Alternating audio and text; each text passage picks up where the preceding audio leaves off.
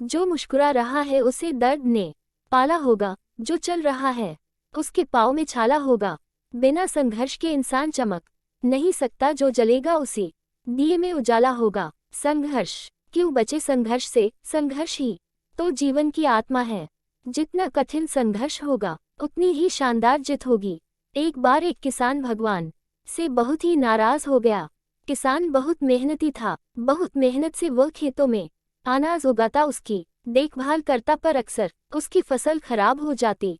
कभी सूखा पड़ जाता, कभी बाढ़ आ जाती, कभी तेज धूप, कभी आंधी, कोई न कोई कारण बन ही जाता कि उसकी फसल खराब हो जाती। एक दिन वह किसान गुस्से में आसमान की ओर देखकर भगवान से कहा, हे ईश्वर, आपको लोग सर्वज्ञता मानते हैं कि आप सब जानते हैं, कहते हैं कि आपके इच्छा के बिना एक भी पत्ता नहीं हिलता, पर मुझे तो लगता है कि आप छोटी बात भी नहीं जानते। आपको तो ये भी नहीं पता कि खेती बाड़ी कैसे करते हैं। अगर आप जानते होते तो हर समय जो बाढ़, आंधी और तूफान आते हैं वो कभी नहीं आते।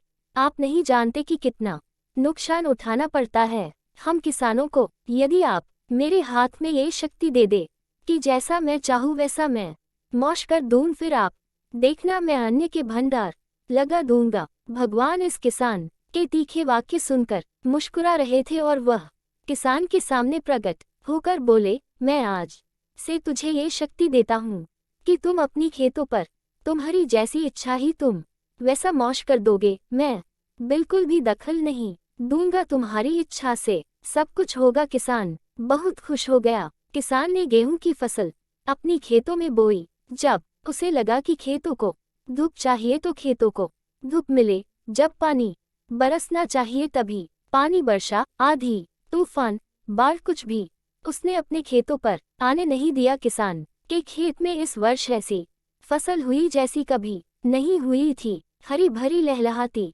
फसल, मन ही मन वह बहुत खुश हो गया और सोचने लगा, अब सबूत के साथ दिखाऊंगा भगवान को कि इसे कहते हैं शक्ति का सही उपयोग। मेरी सफलता देखकर उन्हें अपनी नियम जरूर बदलने पड़ेंगे। कुछ दिन गुजरे, फसल कटने को तैयार हो गए। किसान बहुत उत्सुकता के साथ फसल को काटने लगा, पर जैसे ही उसकी नजर गेहूं की बालियों पर गया तो उसने अपना सिर पीट लिया और वह रोने चिल्लाने लगा। गेहूं की एक भी बाली के अंदर गेहूं का दाना नहीं था, सारी बालियां अंदर से खाली थी। किसान बहुत दुखी हो गया। उसने भगवान को रोते हुए फिर पुकारा, हे प्रभु, तुमने ये मेरे साथ क्या किया? क्या तुमने मुझे कोई सजा दी?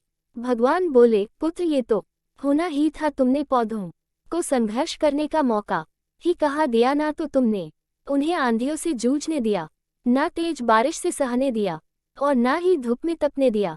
एक भी चुनौती का सामना तुमने उन्हें नहीं करने दिया, इसीलिए सारे पौधे अंदर से खोखले रह गए। जब आंधी, तूफान, तेज बारिश और धूप पड़ती है तभी ये पौधा अपने अस्तित्व को बचाने के लिए संघर्ष करते हैं और इसी संघर्ष से एक बल पैदा होता है जिसमें शक्ति होती है, ऊर्जा होती है।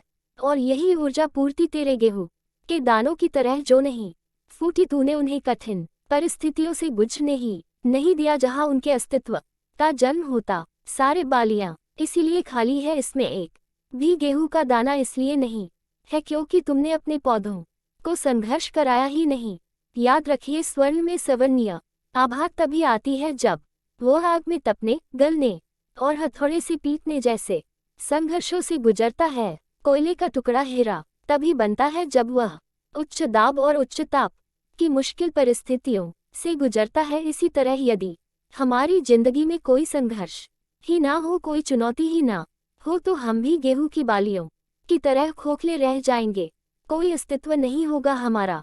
विपरीत परिस्थितियां, चुनौतियां, समस्याएं हमें और अधिक निखारती है। यदि जीवन में कठिन परिस्थितियां और चुनौतियां आए तो घबराना मत, बल्कि सामना करना, विश्वास करना कि आप और अधिक निखर जाओगे और अधिक मजबूत बन जाओगे।